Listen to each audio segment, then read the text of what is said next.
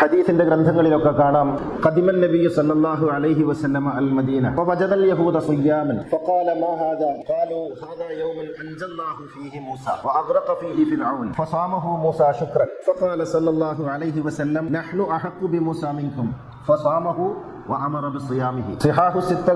ഉൾപ്പെടെയുള്ള ഗ്രന്ഥങ്ങളിൽ അതല്ലാത്ത ഗ്രന്ഥങ്ങളിലുമെല്ലാം ഉദ്ധരിച്ചു വന്ന ഹദീസാണ്. പ്രവാചകൻ മദീനയിൽ വന്നപ്പോൾ മദീന തെരുവിലൂടെ നടന്നുകൊണ്ടിരിക്കുമ്പോൾ യഹൂദർ നോമ്പെടുത്തതായിട്ട് കണ്ടു. അപ്പോൾ പ്രവാചകൻ ചോദിച്ചു, എന്താണ് ഇന്ന് സ്പെഷ്യൽ നിങ്ങൾ നോമ്പെടുക്കാൻ? അപ്പോൾ യഹൂദർ പറഞ്ഞു, ഇന്നാണ് മൂസാ നബിയെ അള്ളാഹു രക്ഷപ്പെടുത്തിയ ദിവസം, ഫിർഔനിനെ മുക്കി നശിപ്പിച്ച ദിവസം, അതുകൊണ്ട് മൂസാ നബി നോമ്പെടുത്ത ദിവസമാണിത്, അതിനാൽ ഞങ്ങൾ നോമ്പെടുക്കും. ഇത് കേട്ടപ്പോൾ പ്രവാചകൻ പറഞ്ഞു, എങ്കിൽ മൂസാ നബിയോട് നിങ്ങളെക്കാൾ ബന്ധപ്പെട്ടിരിക്കുന്നത് ഞങ്ങളാണല്ലോ, അതുകൊണ്ട് ഞങ്ങൾക്കും നോമ്പാണ് എന്ന് പറഞ്ഞ് പ്രവാചകൻ നോമ്പെടുക്കുകയും കൂടെയുള്ളവരോട് നോമ്പെടുക്കാൻ കൽപ്പിക്കുകയും ചെയ്തു എന്നുള്ളതാണ് ഹദീസിലെ കഥ.